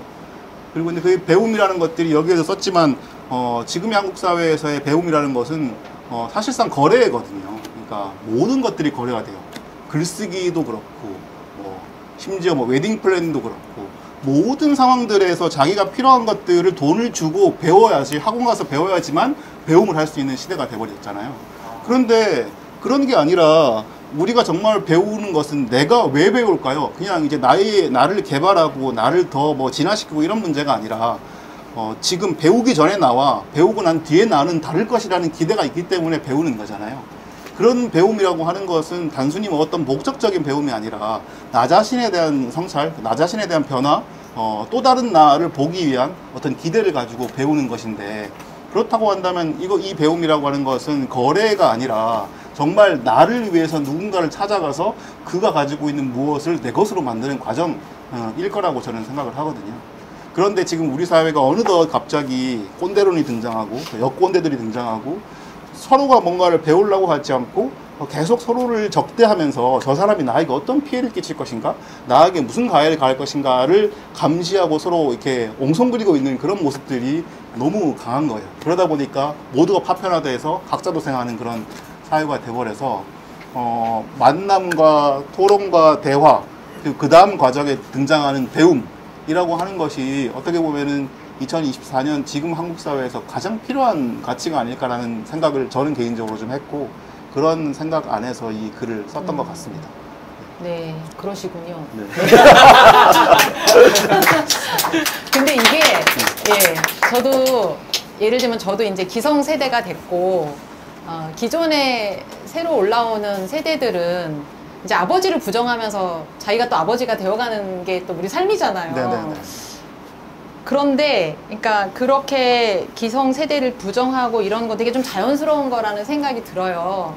그리고 이제 경청해야 되고, 근데 저도 이제 글쓰기 여러 가지 나누고 이러는 과정에서 내가 이런 말을 해도 되나 검열을 어느 순간 너무 많이 하고 있는 거예요. 내가 이렇게 하면 꼰대 같은 거 아닌가? 그래서, 그러면 내가 해야 할 말도 못하게 되는 또 상황도 있을 수 있잖아요. 필요한 말. 근데 그걸 어떻게 구분하지? 꼰대의 언어와 아닌 언어를 내가 뭔가 판단을 해서 말해야 될 거 아니에요. 근데 뭐가 그거고 뭐가 그렇지 않은지를 좀 잘 모르겠다. 그리고 그거는 수용자의 감각이기도 하잖아요. 저 사람이 나를 진심으로 가르쳐 주려고 해. 라고 누구는 느낄 수 있고, 또 누구는 왜 가르치려 들려 해. 이렇게 느낄 수도 있으니까 그게 좀 어려운 것 같아요. 네. 너무 유동적이야. 이분들이 제일 무서워하는 MZ세대가 저인데 청년 비례. 저는 이제 모든 MZ세대 중에 아마 586을 제일 덜 미워하는 MZ세대일 거예요. X세대를 더 미워하시나요? 아니, 네. 아니, 조금. 근데 저는 개인적으로 경험을 했을 때 어떤 저보다 나이 많은 사람이 저한테 어떤 조언을 했을 때 이게 꼰대스러운 건지 아니면 정말 가르침을 나누려고 하는 건지를 알 수 있다고 생각을 해요. 누구나. 그 간단한 어떤 태도, 말의 단어의 고르기나 혹은 그 상황적인 맥락들, 그것들은 누구나 다 감각적으로 경험할 수 있는 부분이고, 그래서 저는 그게 충분히 경험이 되는데 대부분의 이제 꼰대라는 말을 듣는 분들은 그 가르치려는 어떤 태도를 잘 바르게 하지 못해서 만들어지는 문제라는 생각이 들어요. 네. 넌 아무것도 모를 테니까 내가 말을 해줄게. 이 태도가 기본을 깔리면 사실 적대부터 드는 건 그렇죠. 자연스러운 부분인 것 같습니다. 네. 그러니까 저는 이제 지금은 주간지를 만들고 있지만 이게 신문사라고 하는 조직 안에 있잖아요. 이제 저희가 거의 기자가 한 200~300명 돼요. 그 사람들이 이제 뭔가 매일 신문을 만들고 매주 주간지를 만들어내고 이런 과정들을 하니까, 그러다 보니까 속도가 되게 중요하고 마감 안에 매일매일 뭔가 마감 안에 효율적으로 일을 해야 된다고 하는 강박에 되게 쌓여있는 사람들이에요. 네, 그러다 보니까 일을 할 때 대단히 좀 폭력적이 될 경우가 많아요. 그러니까 뭔가 마감 같은 글을 쓰게 할 때 글이 너무 마감 앞두고 쓰는 글을 봤는데 엉망이라거나 이러면 이제 당장 인쇄를 해서 신문이나 주간지를 내야 되는데 당황스럽잖아요. 그러면 데스크들이 거기에서 열을 받거나 이런 상황에서 폭력적인 연사를 하거나 그런 경우가 과거에 많았어요. 그런데 이제 이 꼰대 문화라고 하는 것들, 이렇게 젊은 층들이 꼰대들에 대한 어떤 그런 저항 의식, 이런 부분들을 저는 토론 때 이제 혜영님이 그런 말을 해주셔서 이제 알게 됐는데, 사람들이 이제는 꼰대라고 하는 단어 개념이 있다 보니까 어떤 사람이 나에게 아까 남균이 말씀하신 것처럼 어떤 나를 일방적으로 가르치려고 하고 일방적으로 꺾으려고 하는 태도로 나에게 말을 하는 사람들은 너무 그게 느껴지잖아요. 그러면 당신이 꼰대이기 때문에 우리는 그거를 거부할 거야라고 하는 그런 저항의 문화가 형성이 돼서 이제는 그런 일방적인 꼰대질을 못하게 됐잖아요.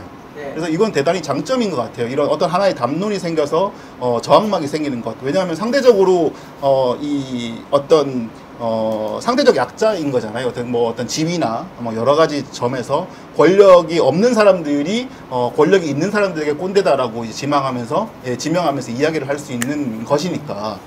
그런데 이게 당연히 긍정적인 방향으로 가다가 또 모든 현상에는 또 그 현상의 부정적인 것들이 또 따라붙게 되잖아요. 그러다 보니까 어떤 상황이 꼰대적인 상황도 아니고 이게 그렇게까지 받아들여야 될 상황인가? 라고 했을 때 하는 상황들이 생기는 거죠. 이 어떤 후속 세대들이 저건 꼰대인 것 같아 라고 했을 때 다른 사람들이 봤을 때는 그게 그렇게까지 받아들일 일인가? 민감하게 받아들일 일인가? 이런 생각들이 또 교류하게 되고 그러다 보니까 역꼰대가 생기고 서로가 이제 그러니까 뭔가를 이야기를 하지 않으려고 하는 거죠. 왜냐하면 자기도 꼰대가 되기 싫으니까. 그래서 요즘은 어떤 그 회사에서 보면 많은 부분들 이 상급자들이 후배 세대들이나 후세대들을 대할 때 많이들 회피를 하는 경향이 많은 것 같아요. 특히나 좀 더 진보적이고 좀 더 나은 문화를 가지고 있는 사업체나 회사나 이런 데가 더 심한 것 같아요. 그러니까 서로가 이제 거리를 두고 아예 이제 대화를 하지 않고 내가 대화를 하거나 하면은 자칫하면은 갑질이 되고 자칫하면 꼰대가 되고 자칫하면 성희롱을 하게 되고 막 이런 상황들이 생기니까 당연히 물론 이제 그 자기가 스스로가 교육을 계속하고 학습을 해서 성인지성을 키우는 게 당연히 맞죠. 하지만 자기도 모르는 상황에서도 그렇게 얘기를 할 수 있는 사람도 있는 거잖아요. 그런 상황들에 대한 것들 때문에 회피를 하는 성향들이 너무 많이 보이더라고요. 그렇게 되니까 이 조직 자체에서 정말 조직이 너무 아무런 가치를 공유할 수 있는 기회가 없고 각자가 앉아서 자기 일만 하고 있는 자기 노트북만 보고 있는 그런 상황이 되는 경우를 많이 봤어요. 그래서 조금은 그런 상황들은 이제는 좀 다시 역담론으로 우리가 어쨌든 정반합을 거쳐서 새로운 뭔가 사회적 분위기를 만들어야 되지 않을까? 그러면 이제 꼰대론에 대해서 꼰대론을 지적하는 것은 어느 정도 저항의 문화로 자리를 잡았으니 이제 그 다음 이야기를 좀 해봐야 되지 않을까? 라는 생각들도 좀 있었던 것 같아요. 지금 이재훈 편집장의 말이 다소 길고 지루했지만 꼰대론 글은 정말 재밌거든요. 그래서 말을 길게 듣는 것보다는 글을 직접 읽어보시라. 이거 추천의 말씀 꼭 한번 드리겠습니다. 왜냐면 점점 굉장히 진짜 너무 재밌게 읽은 글인데 재훈님 말을 하면 할수록 점점 재미가 없어지고 퇴색되는 느낌이 들어서 한 말씀 했습니다. 파티에서 악플 좀 그만답시다. 네, 저희가 이제 벌써 3시 20분인데요. 아까 잠깐 설명드렸다시피 잠깐 한 10분 정도 휴식을 좀 너무 오래 앉아 계셨죠? 네. 화장실도 가시고 음료수도 다시 가지고 오시고 해서 3시 30분부터 다시 시작하도록 하겠습니다. 고맙습니다. 고맙습니다. 네, 공개 토론의 짧은 2부를 시작하도록 하겠습니다. 저희가 1부가 원래 1시간 하려고 했는데 시간이 약간 좀 더 길어져 가지고요. 근데 대부분의 얘기들을 어느 정도 1부에서 좀 했고 2부에서 짧게 이 100번 토론 이후에 이제 책을 쓰면서 우리가 이제 무엇을 어떤 생각들을 더 얻었는지를 간략하게 좀 더 돌아가면서 이야기를 하고요.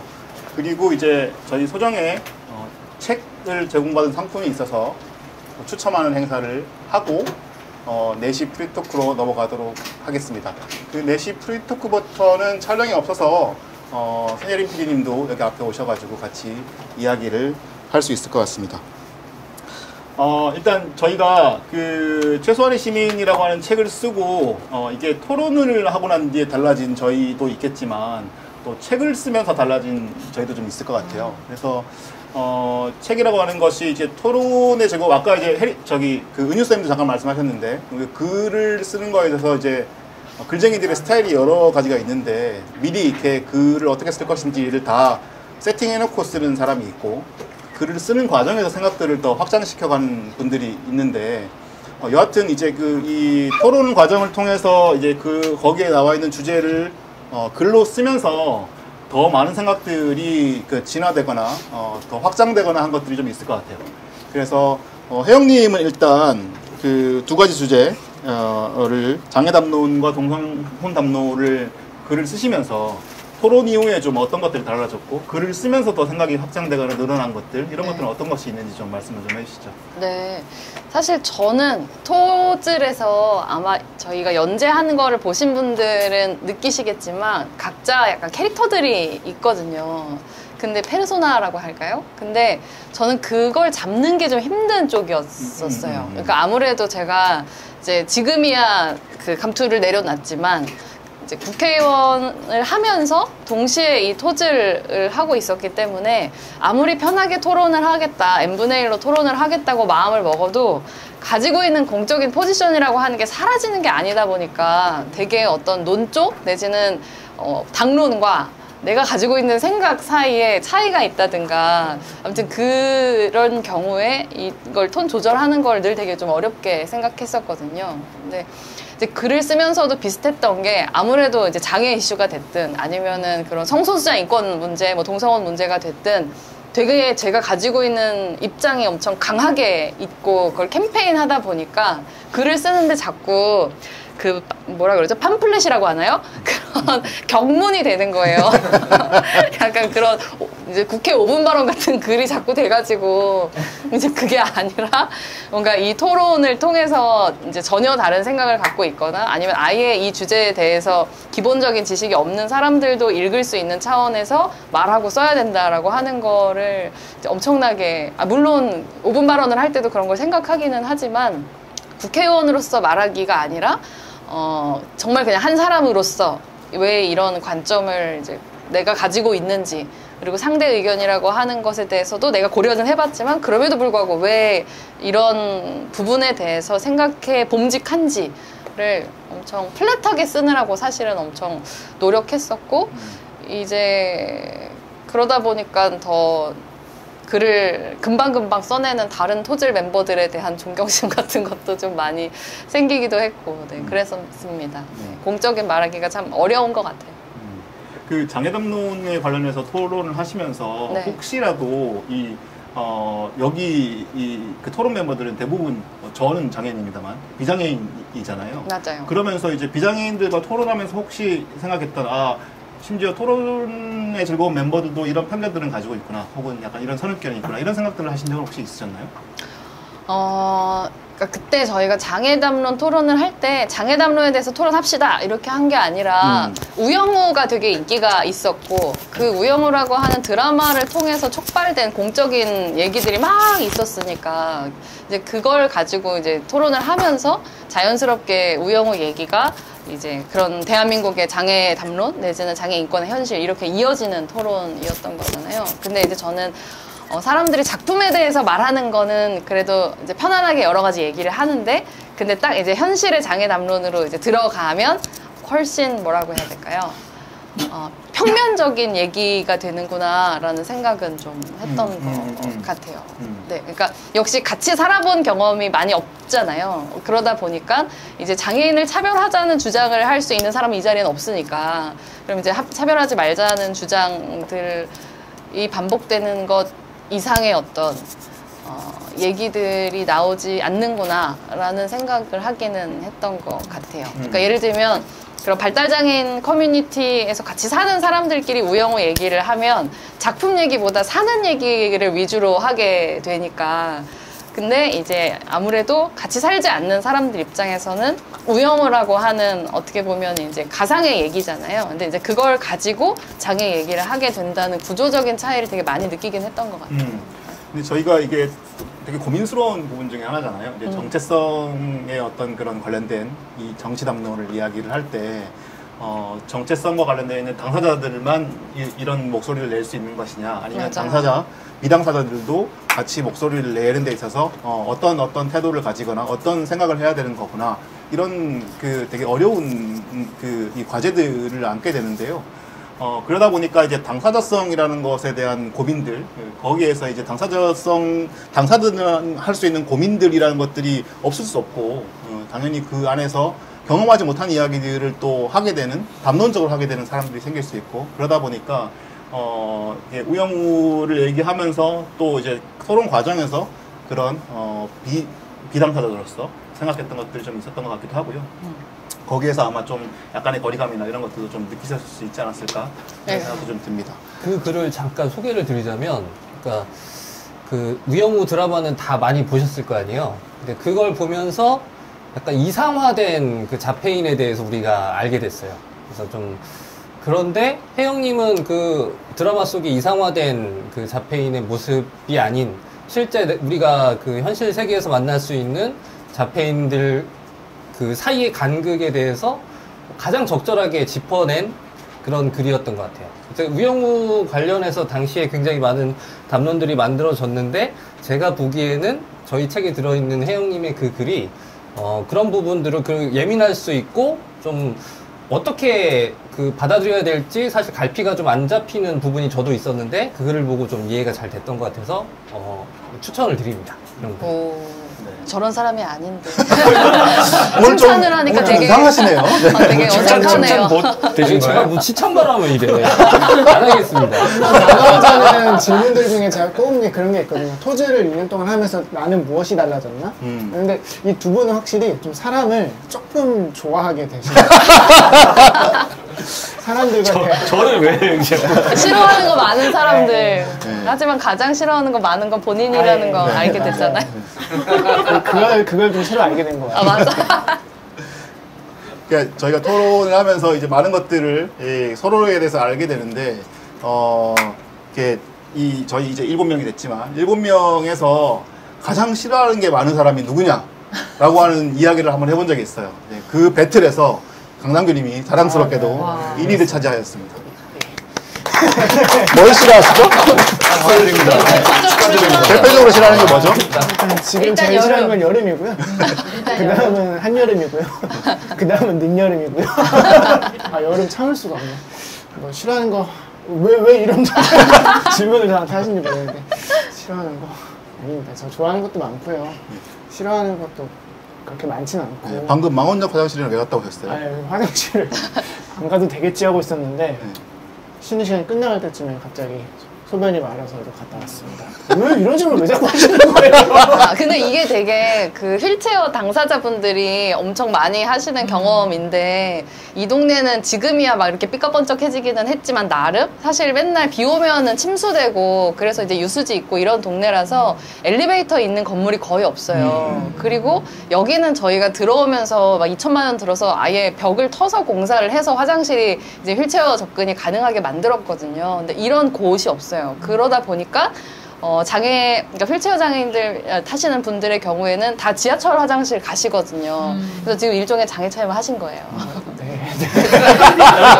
장애인분들 이렇게 빨리 뛰어갔다 올 수 없어요. 저는 무슨 질문을 하고 있는지도 몰랐는데 왜 답변을 하시는지 모르겠어요. 화장실 갔다 오니까 자리도 바뀌고. 아, 예. 네, 최소한의 시민의 책을 이런 거 쓰고 별로 안 난 뒤에 좋아하는데. 우리가 어떻게 바뀌었고 아, 어떤 제가 이야기를 하고 있는지 그 질문을 꼽았다고 했는데 그 질문 네네네 그거 하고 있었어요. 네. 남기님 어떠셨습니까? 아, 네. 저는 개인적으로는 사실 원래 말을 정말 못했거든요. 모든 저를 아는 사람들이 너는 말하지 말고 차라리 글로 써서 보여줘라 이런 말을 할 정도로 말을 못했었는데 여기 와서 말을 하는데 자신감이 붙은 것 같아요. 이게 뭐 제 능력이 막 크게 향상됐다기보다 그냥 말을 해도 사람들이 알아들어 준다는 경험을 해보니까 아, 내가 막 그렇게까지 말을 엄청 정돈해서 해야 되고 뭐 좀 더 내용을 더 가다듬어야 되고 이럴 필요는 없겠구나. 말을 하는 과정에서 내 말이 정돈이 될 수가 있겠구나. 싫은 걸 마음껏 얘기하다 보니까 말이 늘어나는 게 아닐까요? 아, 예, 그것도 맞는 것 같아요. 이 토지 오늘 와서 좋은 거는 싫은 것들에 대해서 모두 말할 수 있다는 거. 페이스북에는 매일같이 이렇게 싫은 걸 말을 하면은 남들이 저를 싫어하는 게 많은 사람으로 보게 돼서 그게 싫었는데 여기 와서는 이제 공식적으로 싫어하는 게 많은 분들과 함께 싫어하는 것에 대해 얘기를 하니까 한 무리에 섞일 수 있게 되었다. 그런 부분은 좀 좋은 것 같았습니다. 네. 그런 생각들이 좀 있어요. 저도 이제 뭐 기자 생활을 한 지 벌써 20몇 년 됐는데 생각외로 기자들도 이 뭐 2차 자리나 뭐 밥자리나 회식 자리에 가서 사회 토론 이런 거 잘 안 하거든요. 자기네들끼리 막 이 잡담 농담이나 하고 그러지 막 기자들이 되게 막 토론 많이 할 것 같지만 전혀 그렇지 않거든요. 근데 이제 저는 어쨌든 이 자리는 뭔가 그 공적이면서도 또 일부는 사적인 그런 대화라는 것, 토론이라는 것을 매주 할 수 있다는 것은 우리의 말하기라는 거를 또 다르게 한번 생각해 볼 수 있는 그런 경험이었던 것 같아요. 그러니까 이제 말이라는 것 자체가 우리가 보통 요즘은 말 잘 안 하잖아요. 전화 통화도 잘 안 하려고 하잖아요. 보통 메시지로 다 보내고 메시지가 오히려 더 편하고 상대랑 통화하는 거 되게 불편한 그런 시대가 돼버렸는데 그러다 보니까 오히려 이제 뭔가 메시지로 얘기했을 때 되게 오해가 전달되는 경우가 되게 많은 것 같아요. 그러니까 저희 일을 해봐도 이제 과거에는 저희가 뭔가 지시 같은 것들을 할 때나 뭐 취재를 해오라고 얘기할 때는 주로 전화로 얘기를 해서 다 설명을 했는데 요즘은 다 메신저로 하거든요.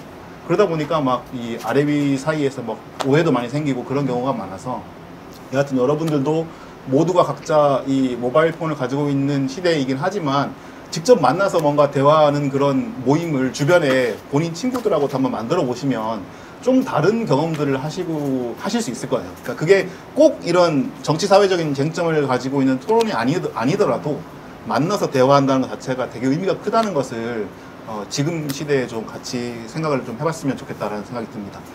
두 분께서도 좀 말씀을 여쭙고 싶은데 이 100번의 토론 과정에서 어떤 것이 좀 달라졌고 어떤 것이 얻어졌는지 이런 것들 좀 한 분씩 좀 설명을 좀 해주시죠. 아까 말씀 주셨습니다. 네. 그러니까 저는 토주하면서 가장 안심이 됐다고나 해야 될까요? 나보다 싫은 게 많은 사람이 2명이나 있다 세상에. 그런 경험을 40 넘게 살면서 처음 했다는 게 되게 즐거웠고요. 나도 이제 어디 가서 긍정적인 사람으로 나를 홍보할 수 있다. 왜냐하면 나보다 싫은 게 많은 사람이 2명이나 있다는 것을 얘기할 수 있으니까. 그래서 칼럼도 이제 막 원형적 사고 이런 칼럼 쓰고 한결 내가 참 긍정적인 인간이 됐다라는 생각이 들어서 되게 행복한 토질 생활을 하고 있고요. 제 주변에 제가 이제 토요일 아침마다 토론하러 나간다고 하면 깜짝 놀라는 분들이 많은데 토요일 아침에 뭐 자전거를 타는 것도 아니고 놀러 가는 것도 아니고 토론을 하러 토요일 아침마다 간다고? 뭐 이런 이제 의문을 표하는 지인들에게 늘 하는 얘기가 되게 즐거워서 기뻐서 간다. 되게 간만에 사실 제가 최근 몇 년 동안 정치적으로 되게 우울한 상황에 있어요. 그래서 내가 지지하던 정당이 망하고 그 정당에서 탈당하고 그 주변에 있는 정당들도 다 망하고 그 당에서 일하던 사람들도 아프고 뭐 하여튼 뭐 좋은 일이라고는 하나도 없는 나의 이 정치적인 생활. 돌아보면 내가 2000년부터 당원 생활을 시작을 했는데 20년 동안 점점점 나빠져 오기만 했어요. 내가 지지하는 정치 세력들이 안 좋은 일만 생기고 다 망하고 그러니까 그런 우울감에 계속 빠져 있다가 같이 우울해하는 사람들도 만나서 약간 뭐 그런 거 있잖아요. 피해자 모임 같은 거 있잖아요. 손잡고 그랬구나 이러면서 그랬구나 아팠구나 뭐 이러면서 서로 이렇게 그것만으로도 되게 위로가 되더라고요. 거기다가 또 보니까 나보다 싫은 것도 많고 이 사람들. 내가 왠지 좀 긍정적이 될 수 있을 것 같다는 느낌? 얼굴이 요즘 더 밝아졌어요. 네, 그렇죠. 새 사람이 된 것 같은 느낌? 그래서 어쨌든 저는 뭐 이거 논리 뭐 이런 뭐 토론 이런 거 이전에 만나서 참 즐겁다. 새로 태어난 느낌이다. 신생아 같은 느낌? 그런 느낌이 듭니다. 축하해요. 축하드립니다. 싫은 거에 가짓수는 줄었나요? 줄진 않았는데 왠지 주는 것 같은 느낌 있잖아요. 왜냐면 주변에 더 많은 사람들이 있으니까 그런 느낌인데 상대적인 착시 같은 게 있죠. 네. 주직님. 주직님 아까 주직님 아까 그 초반에 말씀을 하셨죠. 그래서 혜림님은 네 저희 그 공개 토론 끝나기 전에 혜림님 어디 계시죠? 네 그래도 잠깐이라도 앞으로 오시죠. 맞아. 이 질문에 대해서는 궁금해요. 저희 중에 그래도 좋은 게 제일 많으신 분 중에 하나일 것 같아요. 질문이 뭔데? 싫은 게 뭐냐고. 앉으시죠. 변화. 토론. 제가 카메라를 잡겠습니다. 그거 우리 주신 때 한 거 아니에요? 그러니까 했는데 네. 아까는 주신이 혼자만 했으니까.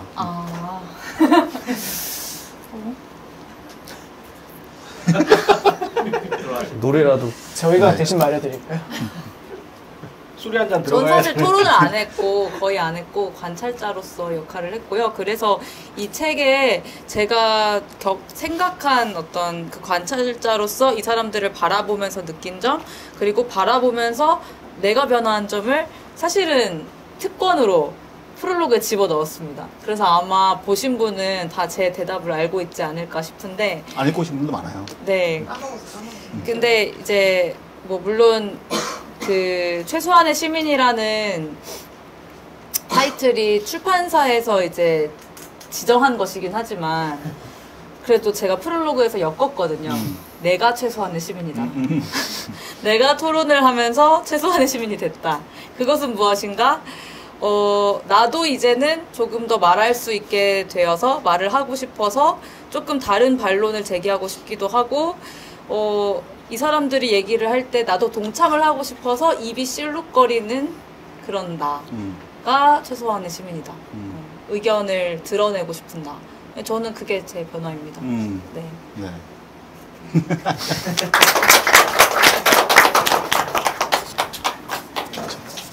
저희가 그 신혜림 PD가 그 주로 관찰자로 많이 참여했다고 하셨는데, 또 토론을 하실 때도 되게 그 기존의 어떤 그런, 그러니까 어떻게 보면은 저나 박건일님이나는 어느 정도 한 세대 그 다른 세대이고, 또 은유쌤도 마찬가지고, 이렇게 그 90년대, 2000년대 초반을 주로 이렇게 살았던, 그 운동권으로 살았던 뭐 이런 분들, 그런 분들에 대한 견해, 또 이제 혜림님은 또 새로운 세대이잖아요. 뭐 MZ 세대 여기 두 분이니까.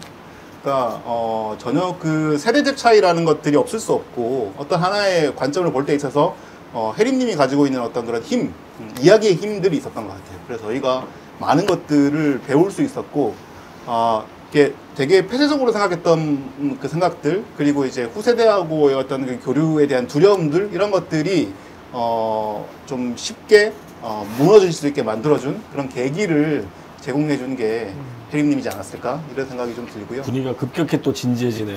그러니까 이게 대부분은 뭐 말씀하신 것처럼 과거 90년대 대학 운동을 하셨던 분이거나, 저도 뭐 이제 90년생이지만 대학에서 대학 운동을 했고, 뭐 그런 운동의 베이스가 있거나, 아니면 정치 과몰입자거나, 아니면 논픽션으로서 정치에 대해 많은 관여를 하셨거나, 국회의원이거나 이런 분들이 계셨는데, 사실 혜림님은 대학교 때 운동을 하는 분들을 보면 어떤 생각을? 저는 학생회를 극혐했죠. 예, 이런 분들인데 이런 분이 CBS 시리얼에 와서 좀 어떤 사회적 약자들의 목소리를 들으면서 어떻게 보면 새로 생각을 쌓아 올리신 분이거든요. 그런 분이 이 토론에, 정치 과몰입자들의 토론에 가끔씩 이렇게 개입을 하게 될 때 약간 그 연극 효과 중에 소격 효과라는 게 있잖아요. 그런 느낌을 많이 받았었어요. 근데 그 말이 다 사실 되게 옳은 말이고, 우리가 과몰입해서 미처 놓쳤던 문제들을 다시 한번 환기시켜주는 그런. 페이스북 커뮤니티가 모든 세상이라고 뭔가 가정하고 얘기를 하실 때가 너무 많아요. 네. 네, 이렇게 말씀을 해주시는 게 참 좋은 거예요. 팩폭이네. 네. 가 당했다. 담론의 장이라는 게 이제 그렇게 사람을 되게 폐쇄적으로 만들죠, 그죠? 네, 그런. 근데 거기만 또 살아있는 게 또 현실이기도 하니까 뭔가를 이제 사회적인 얘기를 하는 사람들이 사실 이 한 줌의 SNS 세상에 또 있는 것도 사실이라서 뭔가 반은 맞고 반은 안타까운 뭐 그런. 네. 또 관찰하시면서 이 답답했던 것도 또 없었나요? 많잖아요. 되게 많은데, 그 제가 말로 정리할 수 있는 능력이 없어서 개입을 못한 적이 많아요. 근데 그거는 이제 나중에 이제 다시 그럼 나는 어떤 생각을 하고 있지? 뭔가 반감이 막 생기는데 나는 그럼 무슨 생각하고 있지? 했을 때 조금 정리를 해보면 이 사람들 말이 맞았네? 할 때도 있었고 뭐 여러 가지 측면에서 저희가 여기 테이블을 이렇게 놓고 토론을 하거든요. 지금 여러분들이 앉아 계시는 자리에. 그리고 보통 이제 혜림님이 이 자리에 앉아가지고 이제 카메라를 들고 이제 촬영을 하거든요. 근데 이제 저는 사회자여서 바로 이제 대면한 상태에서 혜림님의 표정을 볼 수 있잖아요. 저희가 막 너무 이렇게 뭐 그 과몰입한 얘기를 하거나 재미없는 얘기를 하면 혜림님이 항상 이렇게 앉아가지고 이렇게 쳐다보고 있어요. 너무 재미없어하는 표정으로. 그러면 이제 근데 저는 또 되게 재미없는 사람이라 이 분위기를 재밌게 만드는 방법을 모르거든요. 그래서 항상 그 표정만 보면서 되게 안타까워하는 그런 상황들이 이어지고 그럽니다. 네. 보면 꼭 그런 표정 하시고 토론 끝나고 물어보면 오늘 토론 별로였다고 하시더라고요. 네. 저희가 이제 그 공개 토론이라고 하는, 그래서 최소한의 시민 사용 설명서라고 하는, 이야기들, 그 취지에 맞게 다 말씀을 드렸는지는 모르겠는데요. 최소한의 시민과 100번의 토론이 우리에게 어떤 것들을 남겼나에 대해서는, 어느 정도 좀 정리를 한 것 같습니다. 많은 이야기들이 아직 그 궁금하신 점들이 계실 텐데, 그거는 이제, 4시부터 이어지는 프리토크에서 프리토크는 이제 이 자리를 일단은 좀 유지를 하다가 조금 있다가는 좀 자리도 빼기도 하고 이런 좀 여러 변형 형태로 좀 할 텐데요. 우선은 요 자리 그대로 유지한 상태에서 좀 진행을 하고 이제 카메라를 빼고 질답도 하고 뭐 이런 자리를 하도록 하겠습니다. 그 전에 저희가 몇 권의 책들을 좀 추첨해서 오늘 오신 분들에게 선물로 좀 드리고 싶어서 최소한의 시민도 3권이 있고요. 네, 다른 책들이 쭉 있습니다. 그래서 마지막으로 이 추첨 행사를 하고 마치는 걸로 하겠습니다. 추첨을 뭐 가져와야 되지 않아요? 네, 저희 출판사에서 여러 좋은 책을 좀 협찬을 해주셨습니다. 네. 여기 책 제목들이 보이시진 않을 텐데요. 뭐 자미, 해방, 키스하는 언니들, 그리고 이런 페미니즘과 키어 부문 책들이 있고, 모두가 가면을 벗는다면 패턴 시커, 장애 부문에 대한 책들이 있고요. 수학의 위로 연어의 시간이라는 인문 에세이 책들도 준비가 되어 있고요. 네. 이거를 한 번씩 들고 그러면은 그 은유 쌤이 뽑아주시겠어요? 먼저 최소한의 시민 3개부터. 네. 네. 3개 뽑아주세요. 3개. 제가 1번. 1번. 오. 전해주세요. 혹시 축하드립니다. 책 있으신 거 아니죠? 있으세요? 사셨어요? 네. 여기 있습니다. 22번. 오. 이거 또 뽑아주세요. 네. 은유 쌤. 잠깐만요. 긴장감은 없네요. 긴장감까지 좋아요. 두구두구두구를 한다는 23번. 오. 뒤쪽에 앉아 계시는데. 네. 안 자, 시킨 거 아니야? 예, 그 다음은 패턴시커. 패턴시커 자폐는 어떻게 인류의 진보를 이끌었나라는 이 책인데요. 책 제가 봤는데 너무 좋은 책이었어요. 이거 혜영님이 추천해 쓴 거 아니에요? 맞아. 맞죠? 헤헤. 혜영님이 추천하셨어요. 맞죠? 네. 네. 21번. 어? 21번. 아니 나오네. 21번 누구시죠? 아, 예. 오. 입니다. 불공정하네. 수상한데? 그다음 책 모두가 가면을 벗는다면. 이것도 자폐인 심리학자가 탐구한 자신의 모습으로 살아가는 법입니다. 18번. 오.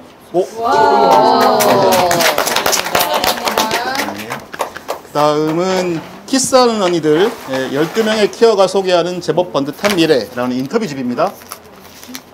14번입니다. 아, 네. 아우, 그럼 끝내주면. 네. 그 다음은 끝내주는 인생 그 이슬아 작가의 산문집입니다. 뭐라고 썼나? 17번? 17번. 네. 네, 그 다음은 수학의 위로라는 책인데요. 8번. 8번. 굉장히 골고루 된 책이거든요. 네. 저 책도 재밌는데. 그 다음은 자미라고 하는 책입니다. 15번. 15번. 오, 예.